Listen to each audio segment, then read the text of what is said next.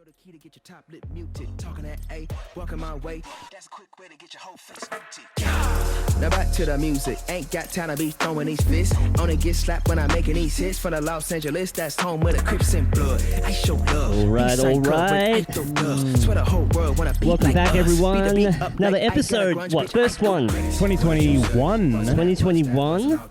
We ended the year with Benno.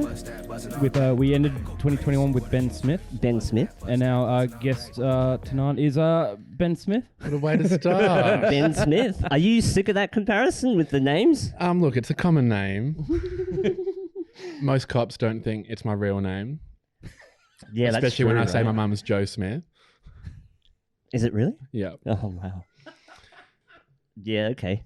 Her name's on all like the little bank card ads that you get, like Mr. Citizen or Joe Smith. Yeah. Jane Citizen. Yeah. Not a real name. What's your official DJ? Do you have an official DJ name? It's Dr. Space. Yeah, cool. It was Lucifer last time I came. Yeah? Because I was trying to do like a cool rebrand, but no one really fucking wanted it. Yeah. And everyone was like, where's Dr. Space? So I was like, I'll bring him back. So it was something you had before. Yeah, I ran that for like 5 years maybe. And I changed because like identity wise, I didn't believe that person was me anymore. And I thought I'd grown from that. And I was like, I'll pick a new alias that's me grown now. But no one wanted it. Everyone wanted like toxicity. Yeah, okay. Do you think the Lucifer and the Blucifer put them off? It was too Satan-y for people? Possibly. But like even like all my Dr. Space branding's been like very Satanism heavy along the way. It's the cool thing, man. Yeah. No, that's I cool. do kind of like Dr. Space. It's got a good... Dr. Space is cool. But when I first did it, I was the first one that like claimed it. So I had like the main SoundCloud handle and everything. But now there's like 40 of them and you have to scroll so far down to find me. And I'm like, fuck. Yeah. I shouldn't have let go of it. Yeah. There's so much music out there. And then before that, I was Bad Weather. And now there's a singer in Perth called Bad Weather. And everyone keeps messaging being like, you singing now? And I'm like, no, absolutely fucking not. Oh, man. So how have you... I have to get this question out of the way, which is how was your 2020? And you can be as deep or as shallow as you want. It wasn't that bad. No? Kept it together? Yeah. Yeah. Like, played heaps of Fortnite, which I'd never done before There you go. that. Like, being in lockdown was cool playing video games, but it was pretty chill. I liked it. What about like show-wise? That was fucking terrible. Yeah. Yeah. To the point where like I'd happily go and just DJ in a friend's backyard just to get all that out of my system. And even when it came back, there was festivals where I'd play like in a sea it was still like a 10,000 person festival, but I was in like a sea container away from everyone else. So that like element of reading the crowd is completely gone. Normally you can drop a track and like if it doesn't work, switch it up. But all of them might not have worked and you just can't feel the crowd's energy during it, which was super strange. Completely detached. That's why, because I saw they were trying to organise some festivals where everyone's like segregated into little like cubicles, like 6 people per yeah, I don't know what you call it, cage. Almost like a little mini like boxing ring set up along the way. Like where would you have any sort of crowd energy and stuff coming from something You like just that? don't. You wouldn't. You just like, ugh. Yeah. What did I call that festival? Commie Palooza. Commie Palooza. Yeah, I don't know. Like, I mean, it's fair enough that they trialed that here. I think I can't remember what festival it was, the name of it, but they tried everyone kind of in these was it Bustleton? boxes. I think it was Bustleton or Somewhere Bunbury, somewhere down south. They yeah. tried that. Yeah. Yep. I don't know. I was very fortunate that like I haven't been in any like bands I haven't been committed to any bands for the past 3 years, and it felt really good. It felt really good to not be worried about that, because I always say had I been like booked all these tours and stuff with a band, that would have been really bad. You know, to have that all taken away. And then I started thinking really deep, like, do I really want to base all of my happiness on this thing that could be taken away so quickly, you know. But then I realized that that's a really selfish way of thinking about it. Like you need to evolve and move with it, and it shouldn't be the thing that stops you from being creative, just because there's no. And it's also, I crowd guess, element. like playing songs to people is like a small element of it. Like making that music for yourself is obviously the bigger part of it, and you can still do that without playing shows. Without playing shows. Yeah, exactly. Yep. Well, the way I said, I think throughout 2020, I noticed a lot more people doing like Twitch stream shows and actually like live stream, and it brought this sort of new element. You know, you're not in a proper crowd environment, but you're still like presenting your stuff through, I suppose, like new mediums and stuff like that, which is kind of cool to see. And you can like one click watch a set from the other side of the world rather than what you're limited to in your city kind of thing. And people were getting super creative with it as well. Some of the VR stuff was... That's what I was going to say, yeah. I've seen some amazing Twitch streams. Do you know Cam Girl? No. Do you know like the No Jumper guys? Yeah. Yeah, but she, I'm not sure, she's like a DJ, but she has like a green screen behind her. And then as she's mixing, there's just all these memes and stuff popping up behind her. And yeah, just really cool, innovative stuff. Did you adopt any of the live stream stuff? Did you try any of that? I've been thinking about it now because I feel like the live stream thing isn't going to go away, even if certain restrictions do lift and certain shows come back. I think that's been such a welcomed thing to the music world. And especially with like all the VR things and tech improving along that, like, it's definitely worthwhile. Even like it was a while ago, but the Travis Scott concert in Fortnite was almost one of the best concerts I've ever been to. What was that? So he played like a live set? Marshmello did the first one like 2 years ago, and then Travis Scott did it a year ago, and it was like, rather than choosing like solos or squads or whatever, you just choose the Travis Scott concert, and you all drop in on the map, and there's like 100 of you, and then Travis comes like rolling in, and he's like 500 foot tall and does like a little pre-recorded set, but it was so fucking amazing. Wow, I never heard of that. That's the fucking future right there. And you could be in it with like other people as well, so like you'd lose them during the set and then find them, and it was the same as when you like lose your friends at a festival and you finally come and you're like, where have you been? Like, all right, stay together now, like let's watch from here, this is a good spot to watch from. That is insane.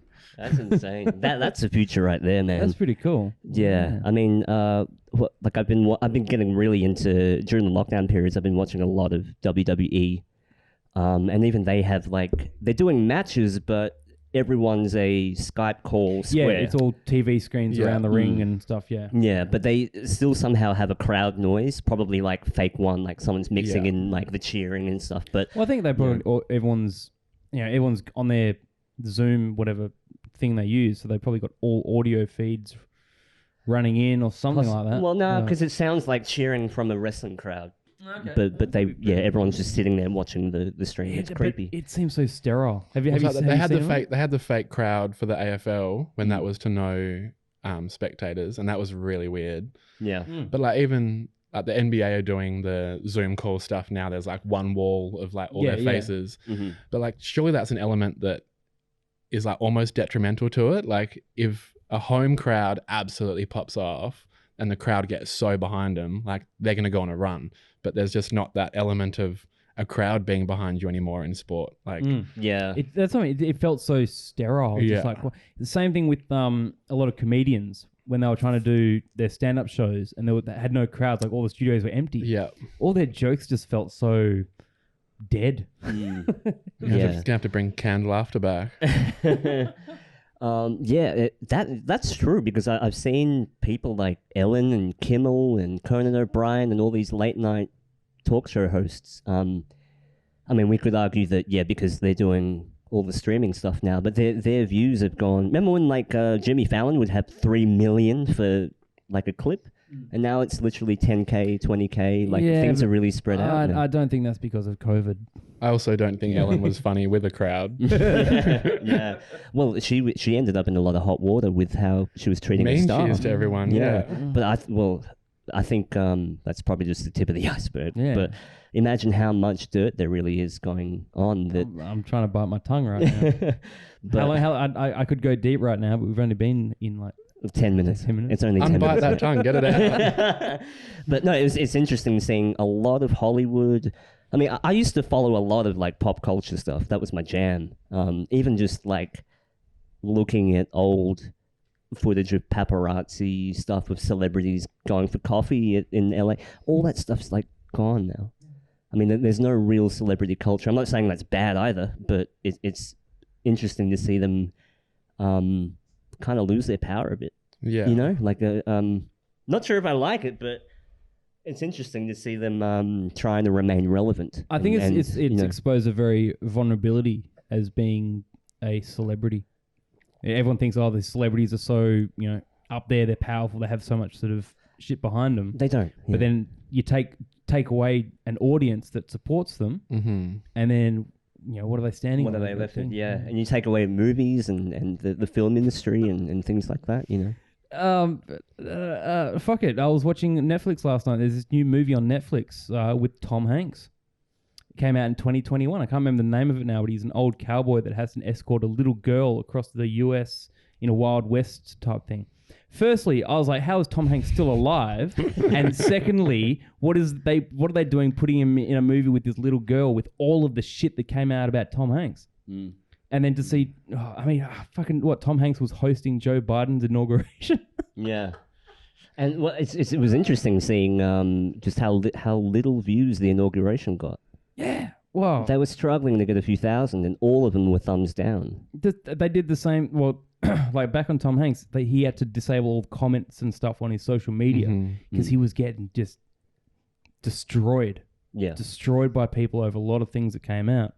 And then they did the same thing with the inauguration. They had to cut off people commenting on the videos, and they were actually caught adding and removing dislikes and adding likes. Yeah, YouTube actually removed something upwards of 8,000 to 10,000 thumbs down to make it look less bad. Yeah. And then the White House pulled the video from public to private and disabled comments because the whole inauguration was getting so much flack.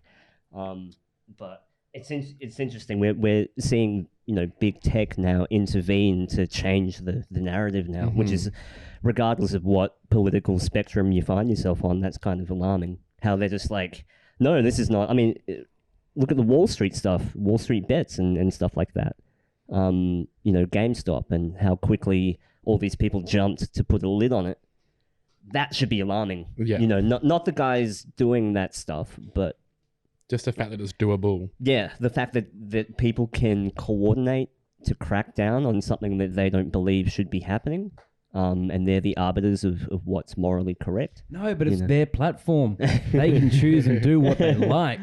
Well, which is kind of true. That's kind of true. Back to that Tom Hanks thing. Do you follow Chris D'Elia at all? I've heard. I know the stories. Yeah. Well, because he did the same thing. He was in the second season of that You show, and he played a pedophile groomer type, and now that's the exact claims he's wearing, and he's been silent for the last year because of it. Yeah. I didn't know he was in a... No, I didn't know that. Yeah. Because his podcast was sick. I loved Chris D'Elia, and he's literally just been silent for a year. Not a word on any of it. He's just disappeared. Yeah. And even weirder, I was watching, scrolling through the vortex of YouTube late night, and I saw a Chris D'Elia response thing. So I clicked on it, and it wasn't. It was just the video hyping it up. But as soon as Chris D'Elia came on the screen, my dog that rarely barks at anything just jumped up and just barked at Chris D'Elia on the screen. And he went off and he stopped and he came back on. He started again and I changed the video and he just went back to sleep. And I was like, Ooh. What are you picking up on? Yeah. There's some bad vibes there. Yeah. But dogs know, man. Dogs know for sure. Yeah. It's interesting how many of those happened. It happened to Brian Callen as well. Mm-hmm. A lot of people in that circle got Louis C.K. Yeah. And what's more interesting is how quickly, even just guilt by association, people in that circle refuse to work with him. Yeah. Suddenly the podcast partners stopped talking, all the content stopped. What a way to destroy someone. I mean, if people are guilty of that shit, absolutely it should come to light, but you start thinking it really is a weapon. Even without proof, they can destroy you just on an allegation. Can we keep destroying Tom Hanks, please? Oh, yeah. He was the first celebrity. He was on stage at the Golden Globes with fucking COVID. No, he's coughing. He was sick at the Golden. Remember that? And he was making jokes that he's got a cough and stuff. He was holding up his pills. Holding up his pills. Oh, they're just cough medicines. I'm just a bit sick and stuff. And then he flies to Australia. And then remember, that's where he tested positive in Australia. He brought his Corona typewriter. Yeah, he brought his Corona typewriter. Literally a Corona typewriter. And this was after being outed by Isaac Cappy as being a pedophile and being linked to that Route 66 fucking all that shit. And then he suddenly disappears, goes quiet for ages. He somehow quietly flies back to the US, and people pointing out that there's even the videos and photos of him like coming off the plane don't match, like there's photoshopping going on. Yeah. Then he does a Saturday Night Live skit, which looks so fucking deep faked. Like Looks green screened, yeah. He's meant to be in his own house, like doing this Saturday Night Live skit, and it looks so fake. And then he's done, I don't know what he did then, but then he just appears at hosting Joe Biden's inauguration, along with performances by Lady Gaga, John Legend, who was linked with Chrissy Teigen. Yeah. And I'm like, it was a pedophile parade. It was a pedophile parade. Yeah. And then I turn on Netflix and there's this new Tom Hanks movie with him and this little girl traveling across the US. I'm like, get the fuck out.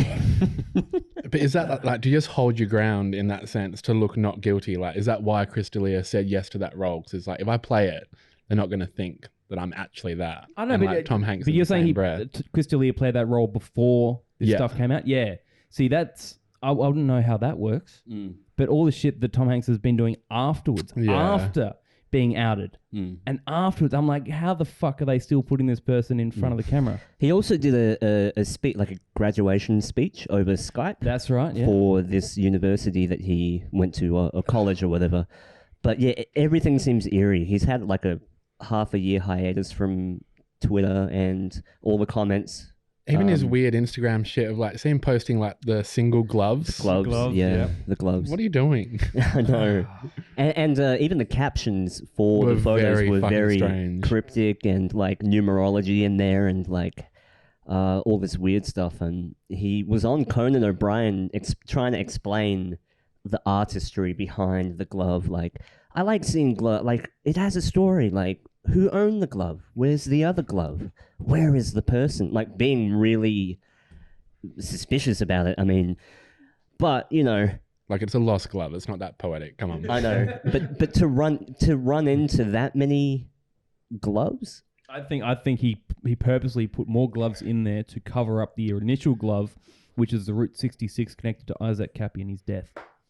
Okay. That's me. He's probably got a pocket full of gloves at all times. Yeah. He's like, I'll chuck another one out. Like, whose is this? Yeah. Just to cover it up a bit. Yeah, he took one in Bondi or somewhere in Sydney, and it was a sock, an infant's sock, like the left sock. Or else that guy is so fucked up on some shit that he's, I don't know. It's Tom Hanks. And he was America's dad as well. Yeah. So how many of America's dads end up being like Bill Cosby? Kevin Spacey. These are all.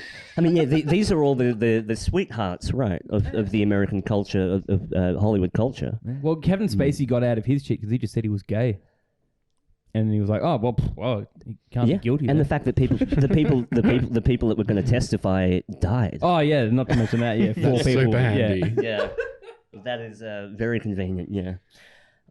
Anyway, what's the price of Bitcoin? What is it now? 66,500? 66,150 ish. Yeah? Do you have any crypto? Do you do any crypto? Yeah. I've got Pi that isn't on the blockchain yet, but like your phone mines it. Okay. So I'm just hoping one day that that's worth something. Okay. But I saw a status from my friend that he posted from like 10 years ago, and it was like, Bitcoin dropping to $500, like to buy or not to buy. It's like, Yeah, yep. You never know. I mean, I don't know. Is it all part of is it the same shit going to happen to Bitcoin as well? I don't know. But for now, the proof is in the pudding. It is going up. And I feel like it's still, like, regardless of whether it's Bitcoin or something else, I feel like it still will make that decentralized push away from like traditional banking push. Yeah, that's the thing. It's not so much about the value, and I tripled my money, which was good for me, but that's not the way I see it. But what it stands for, like the principle of being able to create that thing where you've got this like a digital currency. All our money in banks nowadays is digital. It's not real money, but we still pay fees. We pay people to hold on to our fake money. Yeah. But having something like this, where there's no fees, there's nothing like that, and I think it's more about what it stands for than the actual price. Yeah. Even though I tripled my money. But that's not what it's about. That's not what it was about. I just want to triple it again. Yeah. Yeah. Until it really opens up to transactions. At the moment, it's still growing. Still in its infancy. Because there's like a finite number of Bitcoin, right? Mm-hmm. Yep. Yeah, if someone asks like what is a Bitcoin and what is blockchain, I cannot answer them at all.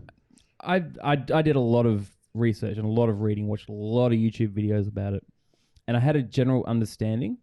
So in my mind, I kind of understand it, but if I was trying to explain it, it would not make sense. Yeah, I try and like utter out an explanation. I get the first question. I'm like, I don't fucking know, man. Yeah.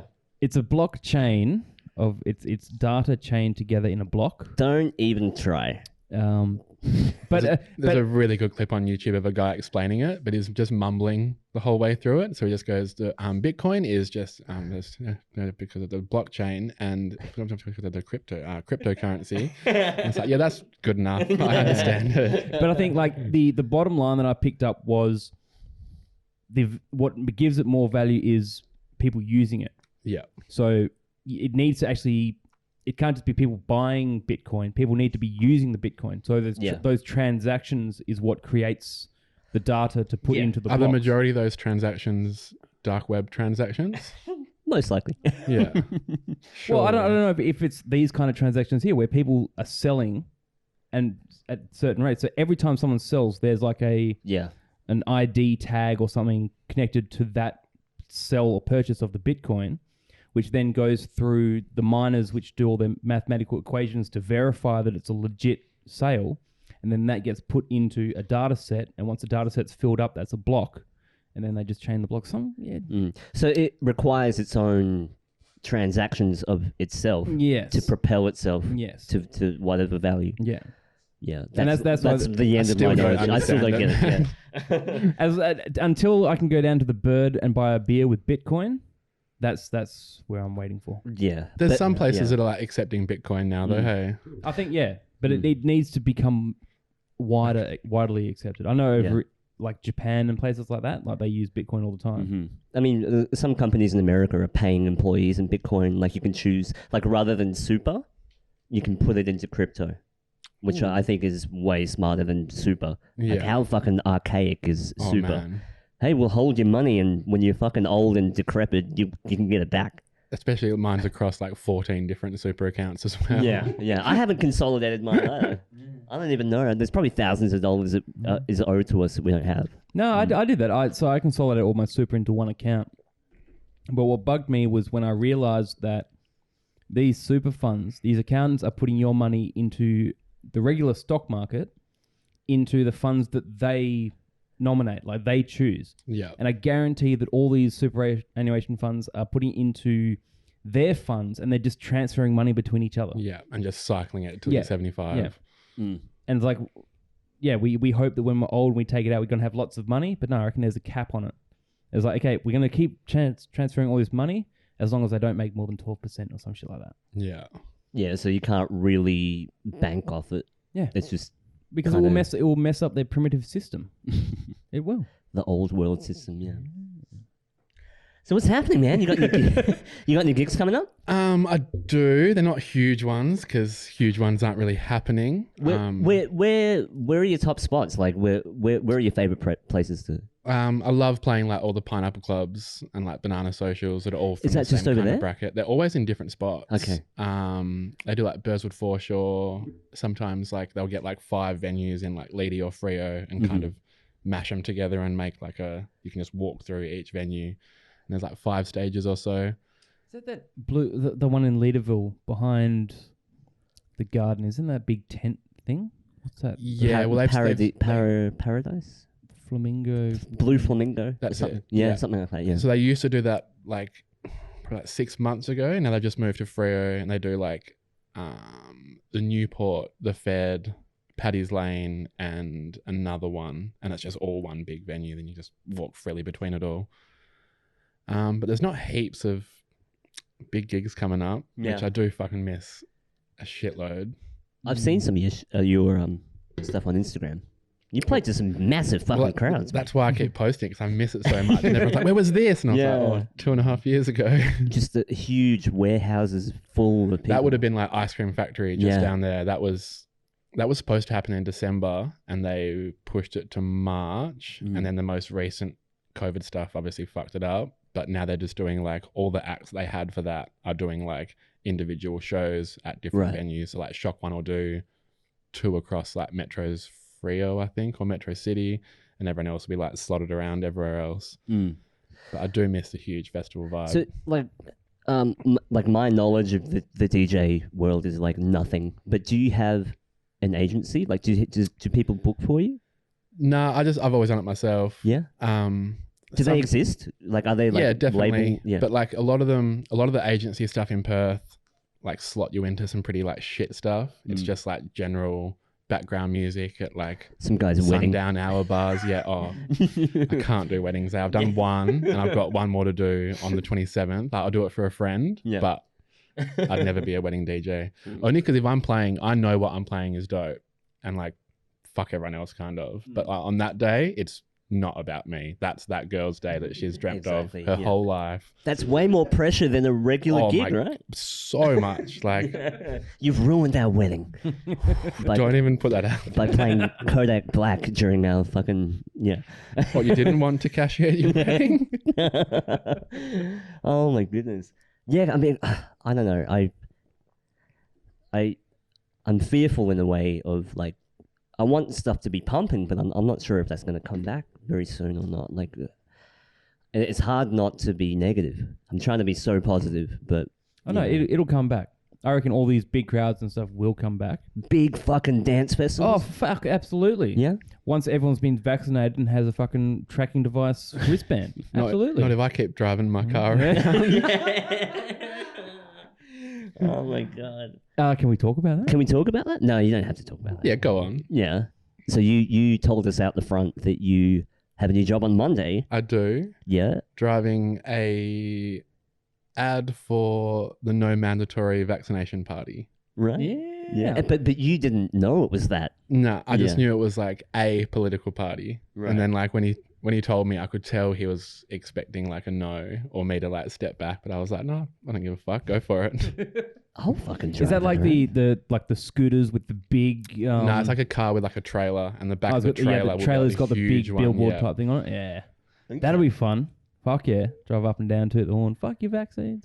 So I'm just amazed that they actually went through the effort to get that. But then you think about it, that they are actually a real party, right? Mm-hmm. Yeah. I'll probably vote for him now that I work for him. But see, why would you need an ad saying no mandatory vaccines if I thought mandatory vaccines weren't an issue? I thought there's no such thing as mandatory vaccines. No, they I think I read up a bit about them, and they're more about the legal ramifications behind it. Yeah, and how mandatory people have this idea that someone's holding you down and sticking a needle in you, when really they don't need to do that. So they also consider mandatory to be putting it in front of employment or getting travel, things like that. So they're very much mandatory means do not put this as a requirement for basic human services. It almost and becomes an ultimatum type thing. So if you want to work or if you want to travel, you need to be vaccinated. Would you guys get it? No, you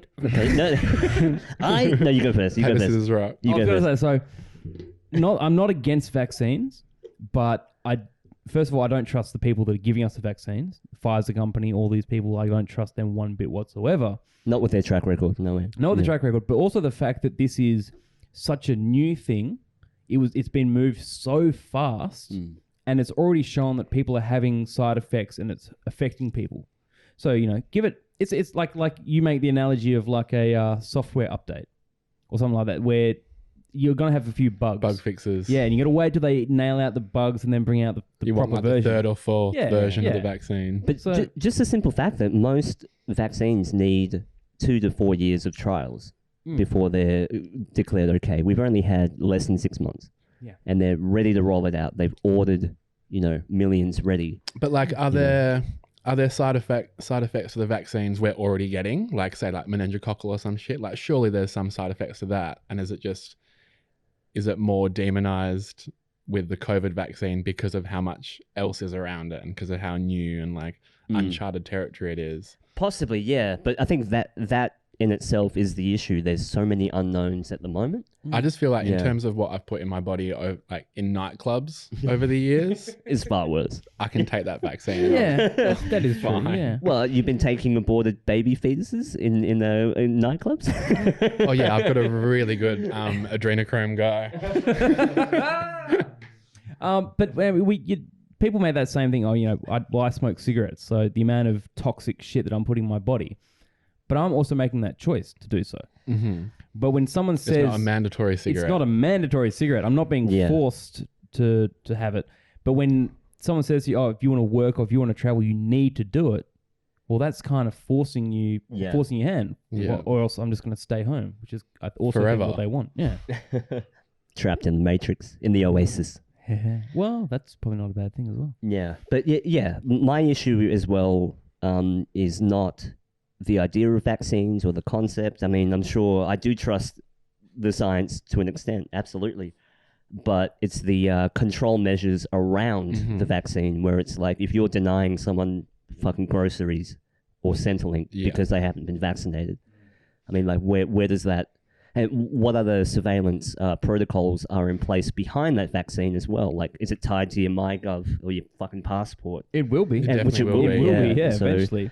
I mean, that is where... They're already doing it now with the G2 pass and linking that to your MyGov account. That good to go. Yeah. Yeah. But the other thing I was going to say, now I'm going blank again. It's gonna be Tom Hanks again, isn't it? Vaccine. No, I've lost it. You've lost it? Damn That's it. right. But yeah, I mean, as long as it, like I said before, mandatory doesn't have to mean being held down and forced to take it. I don't think it'll get to that stage. Well, Not for a while, It kind of but- was at that stage with the WA Police's Emergency Acts laws, Yeah. where it was actually written in that WA Police were allowed to detain, strip people down naked, and force vaccines into them. And that was written as a WA Police's Emergency Act during all the COVID stuff, which That's fucking scary. I'm pretty sure it expired. Like they had a term limit on it and it went out of date. But the fact that they put that in and for that time, they were allowed to do that. And I reckon that eventually they're just going to write that in underneath all these other fucking... Well, if they can bring it in once, they can bring it in again. Oh, yeah. Yeah. I mean, I always say I'm not anti-vax. I'm just Choice. pro-vaccine safety. Yeah. Vaccine ethics. There's a... It's so... He's got it. He's got it. It's so dismissive to say you're either anti or pro. There's so many shades in between. Some people can't take it. Some people have autoimmune issues and they can't take it. There's no one size fits all. Exactly, but that's what they're selling. But if you're pregnant, you can't take it. What if you have one and you don't know you're pregnant and something happens? And also the fact that the vaccine companies legally cannot be held accountable for any damage. So when you go to the nurse or whatever or doctor, you're essentially entering an agreement, almost, that if anything happens from this, like, no one's accountable. It's on you for getting that mandatory vaccine. And if you have some weird thing that happens, whatever, you can't actually say, hey, like, this is malpractice, because no, you've taken it. You were aware of the risks when you took it. Yeah. So it's those terms and conditions that no one reads and they just agree to it because they want to travel or want to do something. So fuck it, I need to do it. If they dangle enough carrots in front of you, people are going to take it because they want some semblance of freedom. Yeah. So I just remembered what it was. The idea that they're talking that you need at least 2 doses of the vaccine. Yep. But you also still need to wear a mask. You still need to social distance. And you're probably still going to need to fucking register your contact tracing bullshit anyway. After you've had 2 doses of the vaccine. Yeah. So there is no Can I just wear 3 masks and not get a vaccine? Like, There's literally no benefit other than the idea that you probably have the antibodies to the virus, theoretically. Even though I think AstraZeneca is not the mRNA one. They have a protein-based, like more of a regular vaccine. That's the one that's rolling out in Australia. is that the one? Australia's got the one where they pump the air. It's not a needle that injects liquid. They do it through like an air pump, and through a high pressure air, it pushes the vaccine through the pores of the skin. Not sure. But there are other vaccine delivery methods, even aerosol and, See, we've just like nano-based ones. Ben's just like, why am I here? These guys are going crazy. I knew what I was in for. Don't worry. But the other thing is the mRNA. So the fact that this is the very first experimental vaccine where they're using, synthetic kind of DNA in the vaccine to then be able to be programmed. Yeah.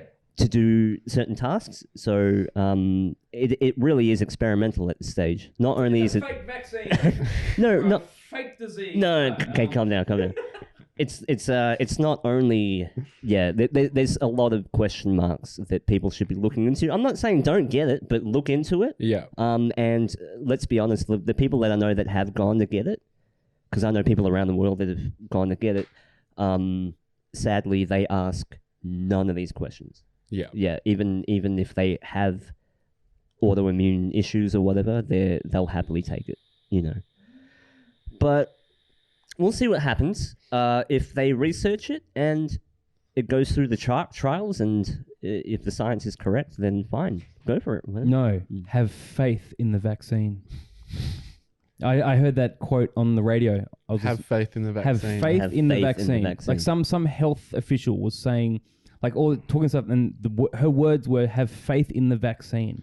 Skirting a bit too close to religion for me, eh? See that, but it didn't make sense to me, because apparently the vaccine is based on scientific data, and all this, like the vaccine, the data, the virus, it's all scientific stuff. And then you're saying to have faith in the vaccine.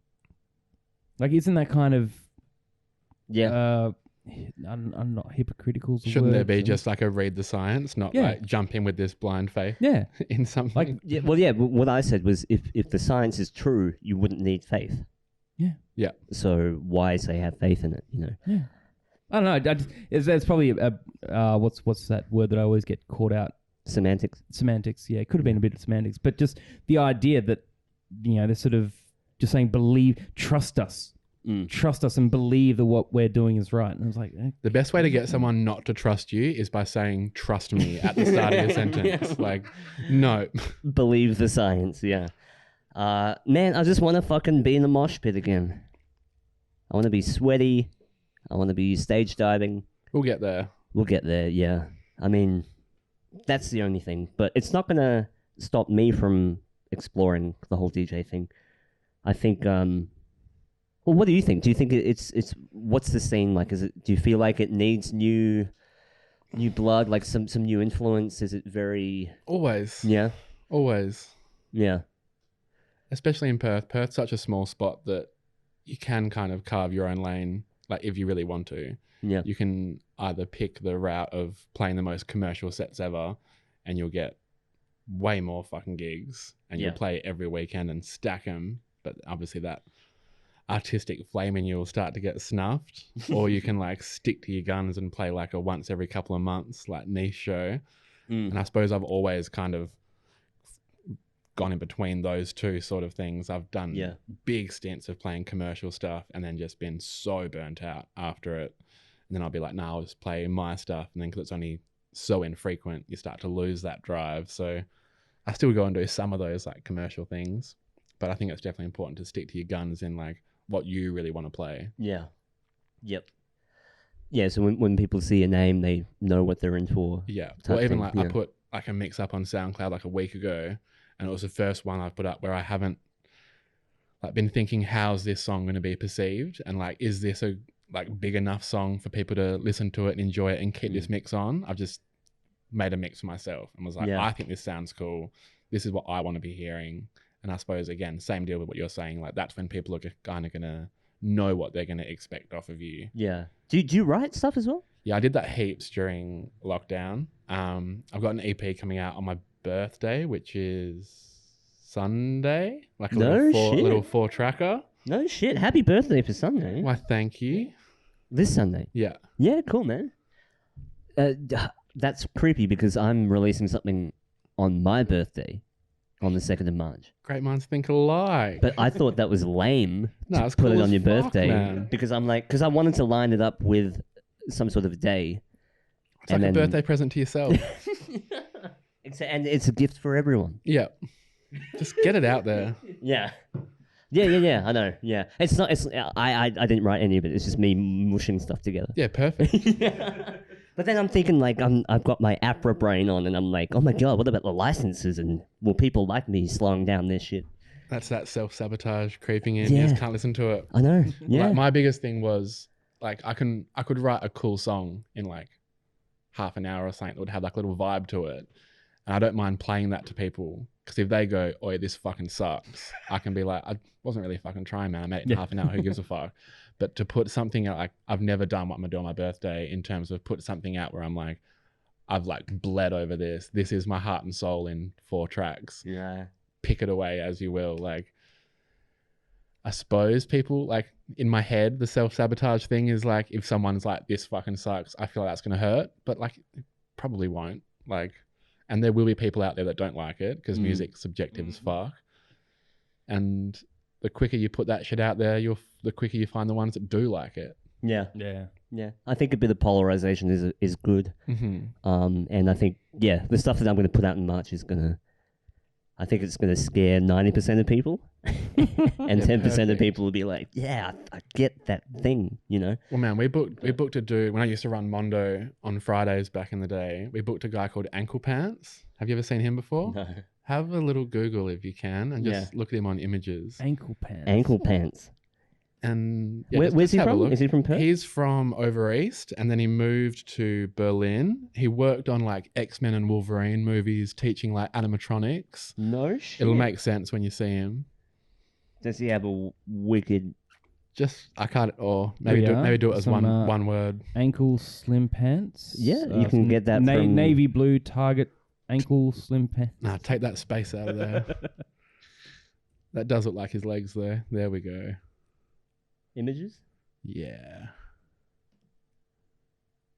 Oh, Is that him there? that's him. Holy shit! That fucking prosthetics.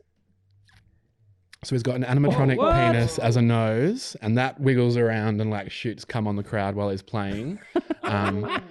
His microphone that he's holding there has the same like accelerometers as in your iPhone. So like that movement is pitch, and like that movement's another filter. So he's just like writhing around on stage with his voice being manipulated like fucking crazy with this dick moving around, squirting on the crowd and stuff.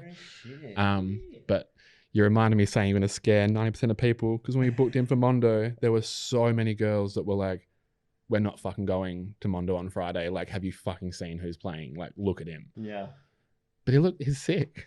that is really creative though. We actually booked him a second time, and then one of the silent owner's partners was so drunk that he just reached up and ripped like the dick off, but that's connected to like so many like cords and animatronics and shit that it just broke everything, and he snapped.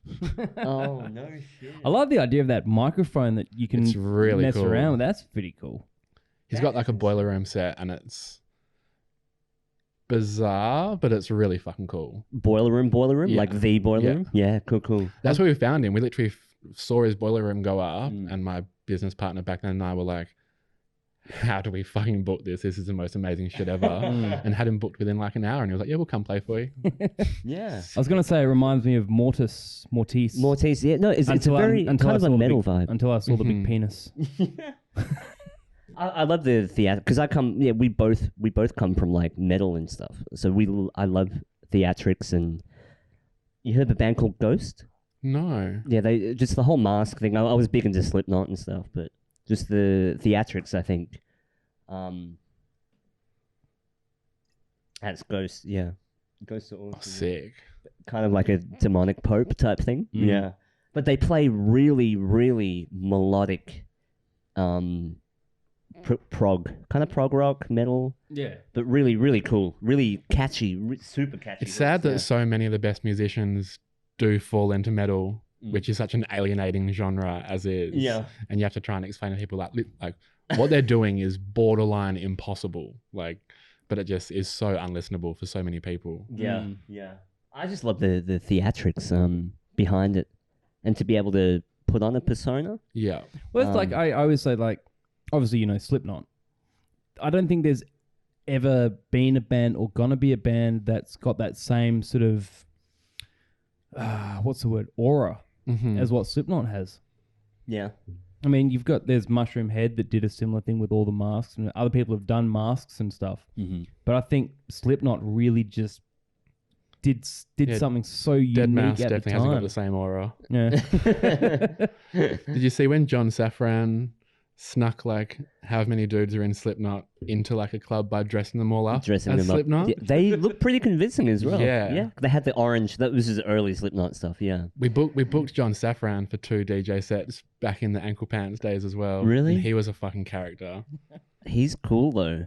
He was like that was the most nervous I've ever been to like pick up an artist, just because I'd idolized him for so long through like all his Versus God and Music Jamboree shows and stuff. But he was such a lovely dude. And now he's like a true crime writer. For real? Yeah, and that like he's got a book called Murder in Mississippi, which is fucking amazing. Yeah. It was basically like one of the guys who started like the skinhead movement. John Safran went over there like to Mississippi to interview him and get some of the stuff for like Race Relations, that show he did. And then they hung for a bit, and the skinhead invited him up to like speak to all his minions with him one day. And John got up and was like, "Hey, just wanted to let you know that balloon I made you blow up a couple of days ago, I took your saliva off that and went and did like a DNA test, and you've got African in you." And it's a little like hack because everyone's got African in them if you go back far enough. And he just fucking snapped and was like, "Nah, get out." Sent John back to Australia. John, he said, "You can't use any of the footage for Race Relations whatsoever." And he was like, "Fuck, that was all such good footage." Put it to bed. And then like 3 years later or something, he had like a African-American like gardener that he obviously was like borderline like a slave to him probably. But for some reason he drove him home after his shift and then made like a gay advance on him. And this dude put a knife in his stomach like 17 times. John heard about that and was like, "Oh, I'm going to Mississippi and sticky beaking my way into this whole case." And he just went and found everyone and met everyone and wrote a book about it. And it's really good.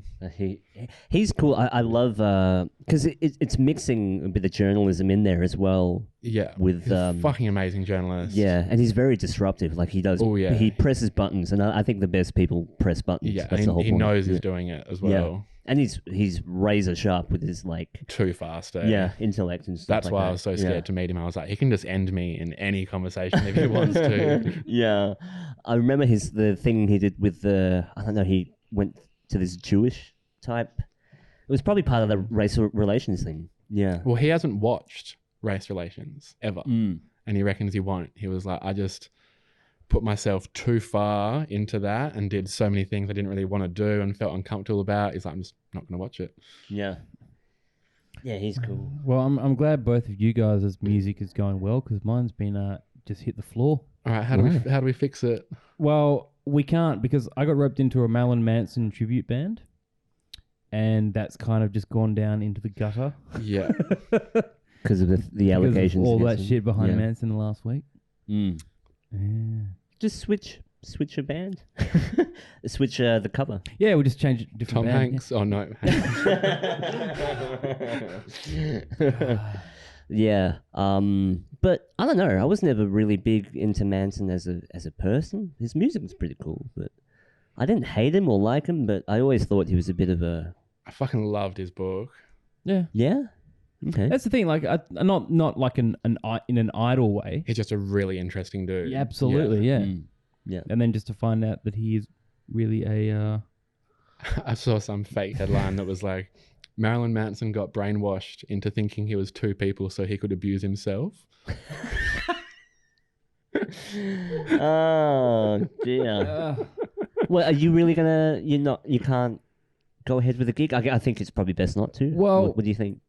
It doesn't bother me because it's playing music that I grew up with and music that I like and music that other people like. But I have noticed a lot of people sort of almost like sort of shying away from Manson now, even though everyone's loved and grown up with his music. Oh, well, now that it's come out of his bed, I don't like his music anymore. It's like, yeah. I see what you mean, yeah. I feel like it's probably easier for the public to do that as well with like such a demonic kind of presence anyway, because there's so many people that stuff kind of comes out and then the argument's made like, no, let's separate the art from the person, please. Like this is still really good music. Whereas I think he's such a fucking easy target that it's like, no, cancel him. Like he's really bad. Always kind of thought he was bad because look at him. Well, I'm putting my money on a publicity stunt, so. Really? I don't know. That's a fucking ballsy way. It's pretty ballsy. I don't know. bad. I don't know. Well, unless your agenda was to like make an exit from the music industry, then that would make sense. Where you're like, okay, I'm done. How do I go out with a bang?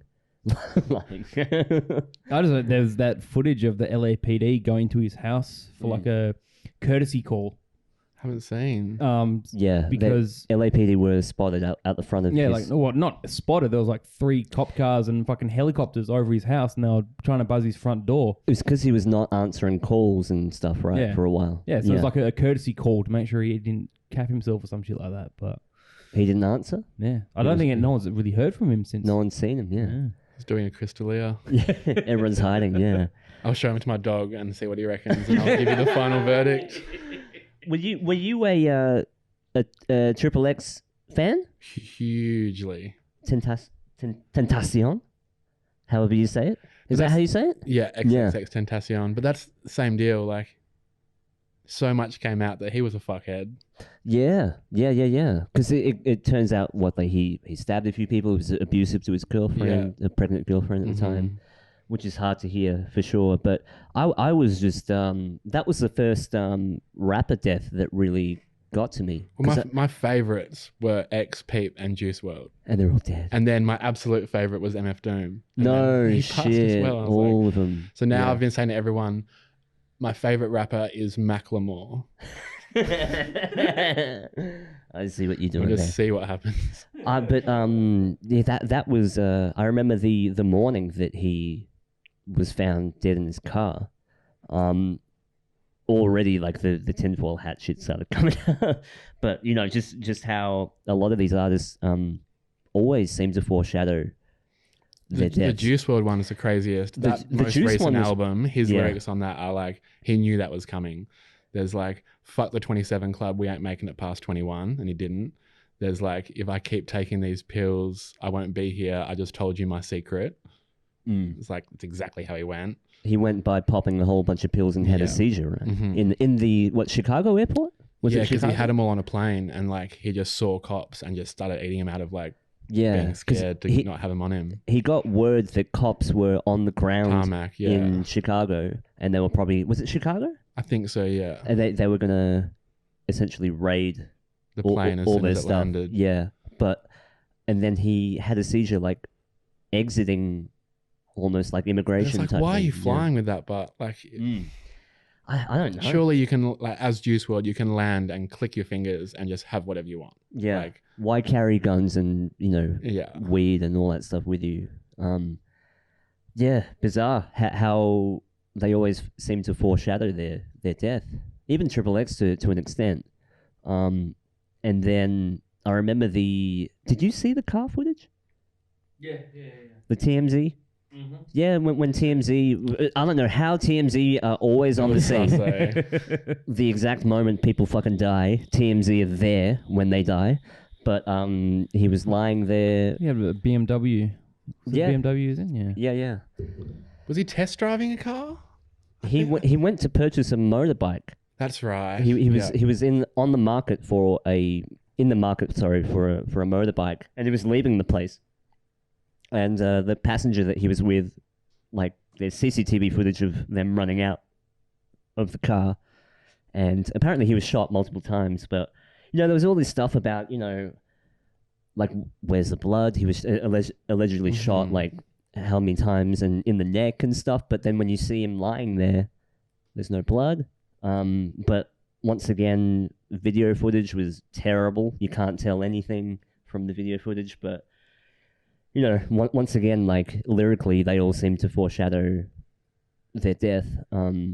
Interesting. MF Doom was pretty sad as well. It was just bizarre that we found out on the 1st of January, but it happened on Halloween. Yeah, but it happened. Yeah. That's probably the one that Months I'd the ago. most like. I do think he's passed, but that's the one that I'd most entertain. Like, because he had like 100 different characters he'd rap under, and they all had storylines, and he's Yeah. like the super villain kind of thing. Like, Yeah. he very well might not be dead. And what was the statement that his wife made? How see. at the very end she was like, because you know how you say like R.I.P. so and so. She put like, I can't remember. I should look it up. Like rest in peace MF Doom or whatever. Transitioned, and then put a date. Like rather than saying rest in Yeah. peace, he died at this date. He put he transitioned, almost saying like he has gone somewhere else. Or Miss Doom. Well, do you want to know the one death that I think went totally under the radar? Yeah. DJ AM. Mm-hmm. Remember DJ AM? On the plane with Travis Barker. On the plane with Travis Barker, but he didn't die in that plane crash. He died afterwards from a drug overdose. I guarantee that was a hit. They were trying to kill him, and I reckon Travis Barker was going to be that collateral. And it didn't work, and he survived. They killed him later on. Remember, DJ AM did a cameo in, I think, the Iron Man movie as well. And I reckon there was a total hit on DJ AM. Yeah, okay. And it failed, and they got him later. Because what year was it? That was a while ago now, eh? Not too sure when that one was. Like 10 years ago? Sorry, I'm just trying to find that statement because I don't want to misquote 2009, it. when he died. Member of Crazy Town. What? Fuck off. Was he doing all those cuts on DJ Butterfly? AM. Member of Crazy Town. We all know that song. Huge. We all know that song. I was a teenager when that came out. Because remember one of the members of Crazy Town died as well. Yeah, I think it was the singer, the wasn't singer it? died. Yeah. The singer died of an overdose. I'm pretty sure. But what's DJ AM got to do with it? I think it was There we doing those are. cool cuts in it. Because they definitely had like that Limp Bizkity kind of Yeah, like Adam- DJ element to it. Adam Goldstein. Oh, his name's Goldstein. Of course he fucking died. Of course he was a fucking hit. Jewish rock stars. All the fucking steams, man. How dare you? I thought it was Greenberg. I didn't know he was connected to Crazy Town. That just even solidifies more of my idea that he was a hit. Yeah, okay. Totally. So here was a statement by Jasmine, which is MF Doom's wife. And she said, "May the all continue to bless you, our family and the planet. All my love, Jasmine." And then it says, MF Doom transitioned October 31st, 2020. And she wrote that. On Halloween. Yeah, but she wrote that transitioned. Like, wouldn't you say rest in peace? Like, maybe transitioned as in his character died? I don't know. Oh, well, I thought everyone's just trying to be. It's like, being edgy with children's names and stuff now. No one just names their kid Bob or Fred. It's all like Apple and stuff. So rather than saying, he died, say transitioned. I don't know. And if you really want to get whack jobby and tinfoil hattie, he did die with a 33 jersey on. Well, I mean, that was the in his obituary type. Like they always show him in the 33 jersey, which he always wore. But he was an interesting character, man. I watched a lot of. Hugely. Remember, he used to bring out like imposter dooms. Yeah. That would rap, and I then he remember would come on. We went to the Metro City show for Yeah. it. And I remember my friend and I were like, is it or is it not? And we're like, pretty sure it wasn't, but like, it could have been. Yeah. Oh, you reckon it might not have been him? I think most of the time it probably wasn't him. Holy fuck! So they got just like imitators to rap. Fucking hell. Does anyone know this guy? Little Peep. Didn't he die as well? Holy shit! Yeah, man. Little Peep. I didn't actually see the shirt. Little Peep died of a overdose, Fentanyl. which had fentanyl in Thinking his. it was Xanax. Thinking it was Xanax, and Which is the same as what people get in Xanax here. Like, That's such a scary. When was it? thought. Yeah. 2017. So someone just told me about this person, and I was like, oh yeah, no, he's dead as well. I'm like, huh? Him and all that crew were really pioneering the emo rap type Yeah. stuff, mixing the almost like punk pop. Well, they all would have listened to what we did growing up, pretty Yeah, much, because you can hear it in like the melodies of how they're singing and shit. And the like, way they sing, even Juice WRLD, like the melodies were very Man. pop punk, even though it was like R&B hip hop type stuff. Yeah, but Little Peep, the you know, not to sound gruesome, there's footage of him on the tour bus as well, just out, and people didn't know that he was dead. Oh yeah, is this the guy that was apparently like he was on the bus while it was like everyone was partying and they didn't realize? Yeah. They just that's thought probably that what I heard, yeah. he was about to play a show, and they just thought that he was having a nap or just sleeping. because he definitely always took a lot of Xanax anyway, so it was like, oh, that's just Pete being Pete, probably. Yeah, Fuck. but he was another, kind of emo rap, depressing lyric, kind of foreshadowing his death type character as well. Lil Peep's Occupational Therapy Perth. What? It's just a okay. fentanyl drip. Lil Peep's Occupational Therapy for Kids. But the fentanyl rabbit hole's deep as well, because that apparently comes from, allegedly China manufactured a lot of the fentanyl and Well, just I think it got could have spiked a lot of the if you pharmacy. were to get like 1 million doses of meth, it's going to be a big fucking package that rocks up at your door. A million of fentanyl will come in like a little tiny little bag kind of thing. Yeah. And then the difference between like a recreational dose and a lethal dose is literally like microscopic. Yeah. But that's what they're pumping into all the fake Xanax now. So you probably never know whether you're going to cop a lethal dose of fentanyl in it. Crazy. Or you go on, like if you went out and bought like 6 Xanax off 6 different people and then looked at them, they'll all be like different sizes and thicknesses and like consistencies, and it's like, That's weird. it's just fucking Smoke scary. weed. Just smoke weed. Just smoke weed. Fuck yeah. Yeah, that's weird. I thought Xanax was just Xanax. No, unless you see it like popped out of the little case or like a bottle that has a seal on it. Yeah. But even with weed stuff at the moment, there's like all the American tins that they sell, which have like the kind of tuna can top, so you can like know you're cracking it for the first time. But people don't know that those tins get sold with the bottoms not attached. So like you load it upside down and just bang the bottom in, and then everyone's like, "Oh, whoa, I've got this America import," but it's just people's homegrown from here. People's but they're charging backyard dirt weed. like Yeah. $200 for like 3.5 grams if it's in a tin. That is silly. But you know what? Didn't WA get the green light for a lot of medicinal use and growing and things like that? WA was apparently one of the first states in Australia to get greenlit for medicinal marijuana grow up. So expensive to buy medicinal stuff, but I saw a dude pay like $580 for like a bottle of CBD. But we can now go and buy CBD from the chemist over the counter without a script as of like 2 Mondays ago. Yeah, CBD is now. I reckon. Shit, I've missed Thanks a for lot. reminding me. Thank you for reminding me, because I think everyone can benefit from CBD. Oh yeah. Just as a But wait, sleep. you can go to the chemist and get CBD. Yeah. As of 2 Mondays ago. So what's the purpose of the medicinal license? That'd be with like THC included as well, for sure. Because remember, the CBD is not Yeah, but see, I psychoactive. all the stuff that I read when Australia was greenlit for medicinal marijuana, it was all CBDs, and there was not going to be any THC whatsoever. It was all CBD. I think that's It's definitely THC now as well. One of my friends just like went through like the hoops to get it. He reckons he didn't even go anywhere like in person.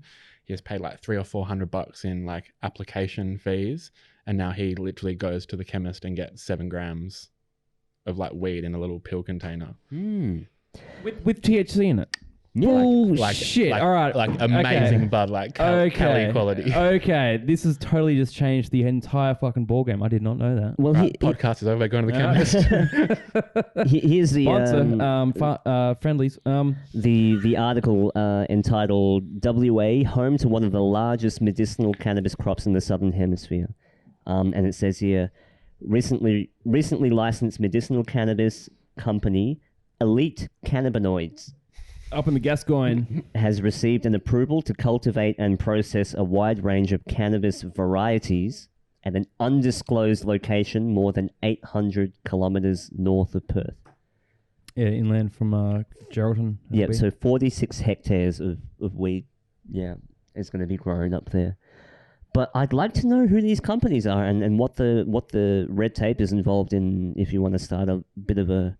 Let's have a craft... People do craft beer. Let's do some craft weed. I would actually love to know how to essentially craft weed. Like, you can obviously get different seeds for different strains and stuff. But surely there's got to be a way to mix strains and they do that. That's create like your your own breeding, type of- Yeah, they make hybrids all the time. Yeah. You literally just get like the pollen off one gender plant and like brush it onto the other one. Yeah. And then you've like merged the two. That's how so many like American companies do really well. They'll pick two strains, merge them together and like call that their own invention. But then they'll like exclusively make like lollipops out of that or something. So only they have like the lollipop of that strain. And like if one of those goes like semi-viral, like you're absolutely fucking sorted. The America weed game is so insane. Yeah, they have like world famous strains. Yeah. Well, I've already started my new brand in my head. It's called Snacks with an X, and it's going to be like CBD snacks. Like not gummies, but like, maybe some crackers or something like that, but snacks. Savory snacks? So snacks. And I'm going to sell it to Elon Musk so all the people on the way to Mars can munch down these snacks that are going to, take their anxiety and stuff down for their 6-month trip to Mars. It takes ages, eh? By the way, WA has some of the best weed growing conditions in the world because of the climate. Yeah.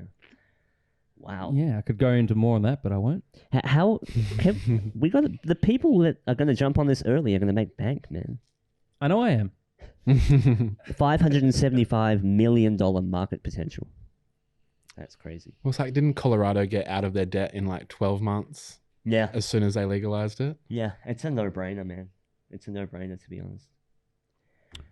Oh, we're just going to start a business plan right now. Did you have anything to plug or anything like that? You got any shows in particular you want to... Not so much shows. Definitely that EP on my birthday. That'll be on Spotify. Is there a name Dr. for it? Space. Not yet. Okay. Because I've tried to make... when I used to write music, it would be more trying to go for what sounds like sonically cool at that point. Whereas, actually, I know who I will plug. There's a rap group from Perth called Rich Valentine, and they're doing fucking amazing things at the moment. They had their album launch at the art gallery of all places. Don't know how the fuck they got the art gallery to say yes to that, because we were like moshing in there basically, and they were like all wearing suits and ball dresses and shit. But I was so drunk on the night, and the producer who I saw like a couple of days later, he was like, "Did you get the riddle that we were like pushing?" And I was like, "Not really, sorry, I was hell drunk and we were pretty late." But when we walked in, there was like 2 street signs, and one said body and one said mind.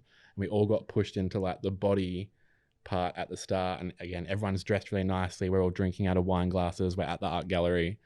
And then when the album launched, it was over where the mind thing was, and they dropped a curtain on this piece of artwork they had done, and the album was called The Mind.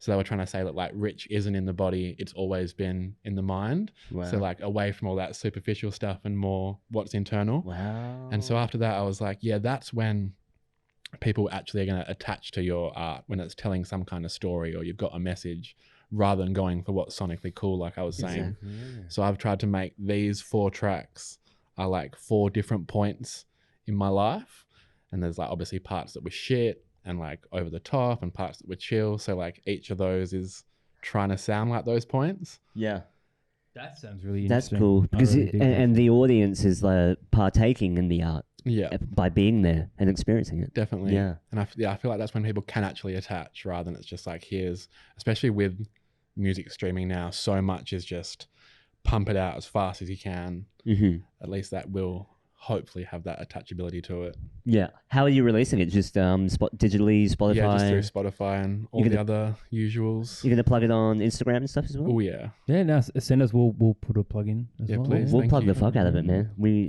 dig your shit. Thank you kindly. Also, are you going to do any like Instagram bits for it, make videos for it or anything? I'd like say that? so. Yeah. I do want to get that live streaming up and running. I want to do like a every Sunday thing for it. Yeah. And try and get like a different guest in each week. Yeah.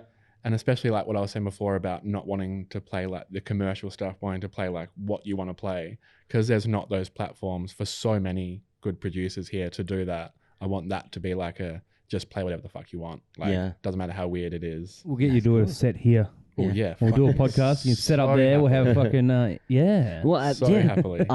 I have always had the idea of like these little 20 to 30 man boiler room sets where people are around the DJ just crushed into a small room and live streaming it. Heaps you of know. fentanyl. Heaps of fentanyl and heaps of Xannies and face tattoos. When we were looking at Henhouse Live Henhouse Live. as a venue.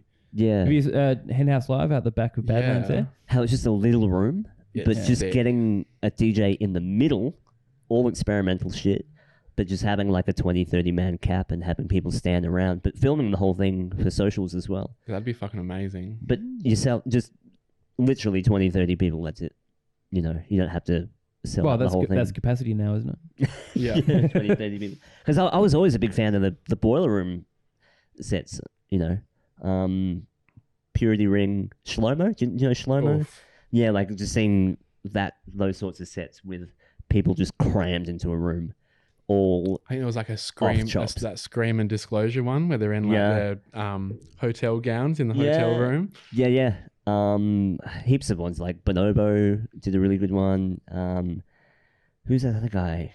Katrinado? Oh yeah. He was fucking cool as well. Taco from here has done too. Yep. But just bringing that stuff back, but it'll come back in time, I'm sure. Stay positive. Do you want to plug anything? No, but we I was have a I was actually gonna ask you something. Have you played at Jack Rabbit Slims? You're familiar with Jack Rabbit Yeah. Slims? Are you familiar with an artist called Lucille Croft?